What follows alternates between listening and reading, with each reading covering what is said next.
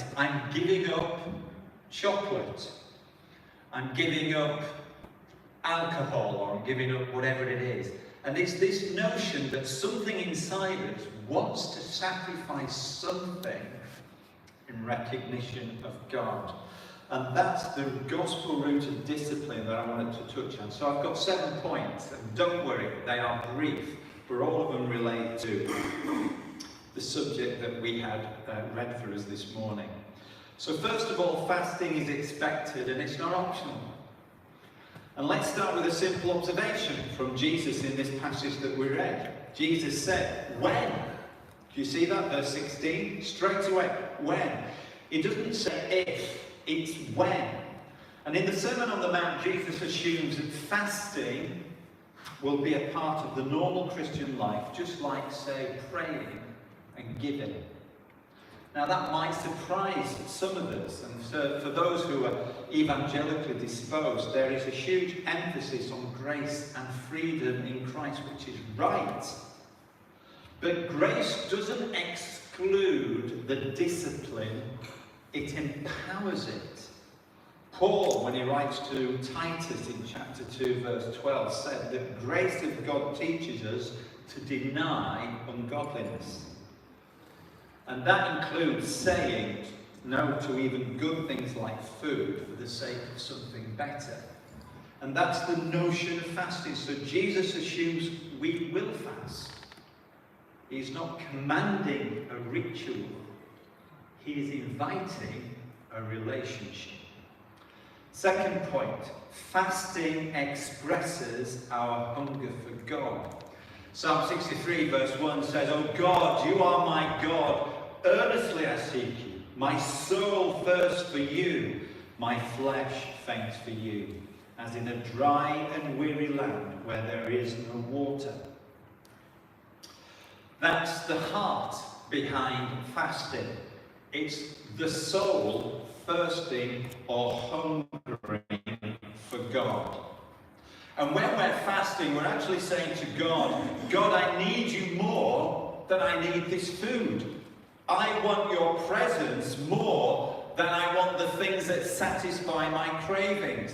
My body is hungry, but my soul is hungrier for you. And that's a weird concept for us to get our heads around. Fasting is never about manipulating God. It's not kind of us putting on a hunger strike to try and twist his arm. It's not a way to earn his favour as if we ever could earn God's favour by the way that we live, because we are nothing before him. Rather, it's a way of clearing some space in our hearts to focus more fully on him. So fasting expresses our hunger for God. Thirdly, fasting is rooted in the gospel. Now, people might argue that fasting seems to be a little bit legalistic. Oh, you must do this and you must do that. Coming back to the issue of Lent, why is it so important that we fast for those 40 days up to Easter? Who came up with that notion? That's not the point. That's the kind of legalisms that some people would say suggest that fasting, would argue about fasting, but that's not the way that fasting should be. No, the New Testament talks about fasting as being gospel-centered. Matthew 9, verses 14 to 15. Jesus was asked why his disciples aren't fasting. Listen to his.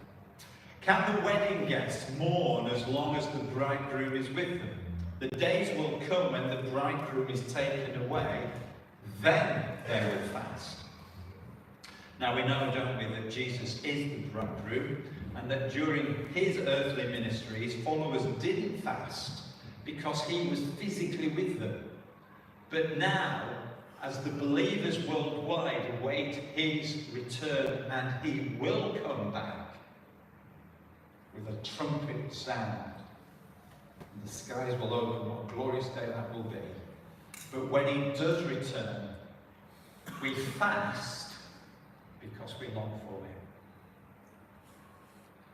Fasting expresses our desire for the return of Jesus, our desire to see him face to face. It isn't legalism. It's love. It's an act of longing.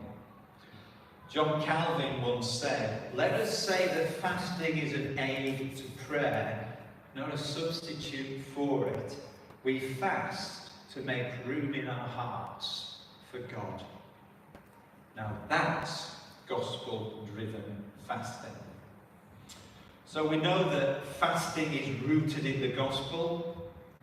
But number 4, fasting is about the heart, not performance. Now, I'm a man of a certain age. In fact, on Tuesday I celebrate a very big birthday. Yes, I am over 40. And you think I'm telling you to get it, I'm not telling you how old I am. But I like to go running. I like to keep myself fit if I can. And there's a guy at work who also likes to run, and he's a little bit older than me. But he is utterly fixated with the time it takes for him to run, I don't know, say 5 kilometres, okay? And he'll say, "Oh, I can't get past the 18-minute barrier. I can't get past the 28-minute barrier." So, but he's fixated on the 18 minutes. And I said to him, "Mark, do you not understand? You're getting older. You're not going to get faster. You're just going to get slower." And he just looks at me with this kind of sense of dejection. He's like a dog that's been told off. So fasting is not about performance. We're not trying to run the fastest race. We're not trying to be the fastest person. We're not trying to be the best Christian in the church. Okay, I'm better than you lot because I fast twice a week, or I starve myself for a month. Nothing like that. Jesus warned against that kind of thinking when he was tackling the Pharisees. Now, the Pharisees said that they fasted twice a week, but they did it to look spiritual. They were trying to impress people. I can't even imagine a world where fasting impresses anybody, except people in a church, maybe. Do you imagine going out into this? Keir Starmer stood up in front of the press and said in that really strange voice, "My dad was a toolmaker and I fast twice a week." And people say, "Ooh, he's a great Prime Minister, he fasts twice a week." It wouldn't impress, would it? And that's the emphasis. This is not about you projecting your spirituality on others. Fasting is deeply personal, and it's between you and God alone. So that's when Jesus pulled up the Pharisees for their behaviour, because they just wanted accolades, they wanted applause. But in the passage that we've just read here this morning, Jesus says, when you fast, you do it in what? Secret. Not because secrecy is magical, but it's because it guards our motives. And true fasting isn't about the performance. I'm more spiritual than you. I'm running faster than you. I'm getting to heaven quicker than you. No, it's about intimacy. It's between you and God alone. And the only reward worth pursuing in fasting is not the admiration of others, but getting more of God himself. Your Father who sees in secret will reward you. And what is the reward that God gives for those who fast? It's more of God. And that's a difficult concept for us to grasp. This idea we hunger more for him and God gives more of himself to us. So fasting isn't about fasting is about the heart, not performance. But fifthly, fasting is a weapon in spiritual warfare. My son, as I've told you many times, is currently in the army. He's changed regiments and he belongs to the Ranger Regiment now. The Ranger Regiment is a new Special Forces regiment that's meant to be deployed at a moment's notice into whatever conflict zone that may exist. And he's currently spending lots of time training. he sleeps in a 3-inch ditch on an evening, and then he takes his gun and he goes running across fields, pretending to shoot things, and then jumps down and all the rest of it. And he's preparing for war. So they are now escalating all the exercises that they're having to undertake in the army, so that when the trouble comes, the conflict arrives, they are ready to go. Fasting is a weapon in spiritual warfare. We have never escaped, as Christians, the conflict that exists between this world and heaven. The spiritual warfare has lasted over 2,000 years, and we are still in the midst of that warfare. In Mark chapter 9, Jesus told his disciples that a particular demon could only come out by prayer and fasting. Why? Because fasting sharpens our spiritual sensitivity.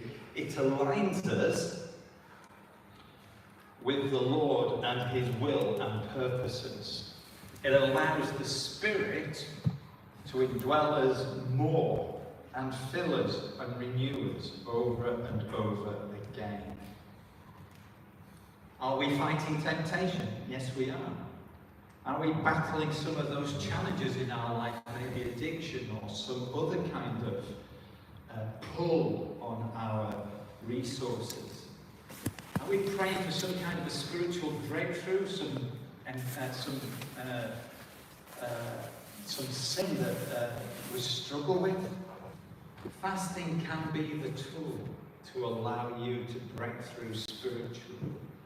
Not so that we earn the victory, because Christ has already secured the victory, but so that he can claim the glory as we seek to live a life that glorifies him. So yes, fasting is a weapon in spiritual warfare. And sixthly, fasting prepares us for ministry. There are fewer and fewer pastors in the UK. Fact. I'm a trustee of the Federation of Independent Evangelical Churches. That's a group of 750 churches across the UK. There are fewer and fewer pastors putting themselves forward for ministry. Why? Because it's hard. It's difficult. There is little reward. Fasting prepares us for ministry, but we as Christians ourselves, every single one of us, are involved in ministry. Every single one of us. You were all ministers in the gospel. Before Jesus began his public ministry, what did he do? Can you remember? And what did he do in the wilderness? How many days? Maybe that's where we got the Lent thing from. Yeah. Before Paul and Barnabas were sent out as missionaries, what did the church do? Fasted and prayed. Acts chapter 13. It is not about personal piety, it's about mission and ministry. It prepares our hearts, sharpens our discernment, and tunes us into the voice of God. Imagine a church meeting, and you gather here, and you're all starving because that day you decided you would fast in preparation for the church meeting. But wow, hungering for God, wanting to know his purposes and will for the church. Fasting prepares us for ministry. And lastly, point number 7. Fasting is temporary but powerful. Now, of course, it's temporary because if we starved ourselves permanently, we'd be dead.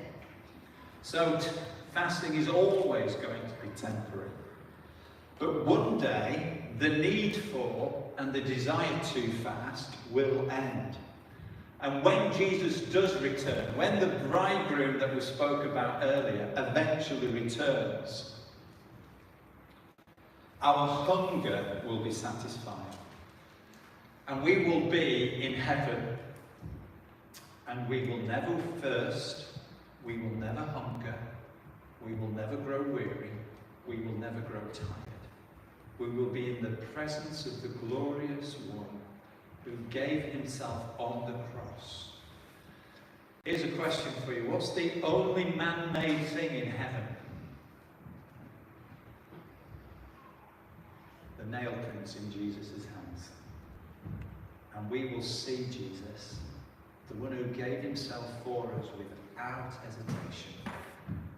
The lamb that was slain, perfect. And we will not want for anything. He will give all that we need. But until that day, maybe as a church we'll be encouraged to fast, and not to prove something, but to prepare ourselves for his coming. So, quick application point before we close off. So if you want to do something practical and you want to fast, start small. Some people have this idea, it's the 40 days of Lent. No, forget that. How about you decide, today I'm going to skip lunch and I'm just going to spend my lunchtime praying. That's great, do that. And maybe then that extends to a day. But please, if you maybe have some other underlying ailments, please don't just go bonkers. Maybe just have a conversation with a medical practitioner. So if you've got if you're a diabetic, don't go ahead and start doing this. Take notice. So start small. Secondly, have a purpose. Just don't do it for the sake of it. Something is heavy on your heart. You feel that the Lord is wanting you to pray about something specifically. That's where you sense your focus. Fast to seek God, to pray for somebody specifically, or to break a habit, or to grow in holiness. Third point is stay humble. Nobody needs to know. It's just between you and God. Don't go around saying, guess what, I've been fasting all week. Ooh. And everybody says, oh, you're amazing. Oh, you're glowing. Right, none of that. Stay humble. Keep it to yourself.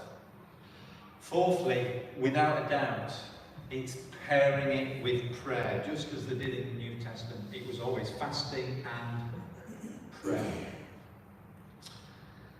And the last point in terms of application, rely on the grace of God. Fundamentally, this is about us growing in grace and allowing the Spirit to use us. So, as much as we've learnt about fasting and a great discipline it is, the challenge now is, will we do it? Let's sing our final song this morning.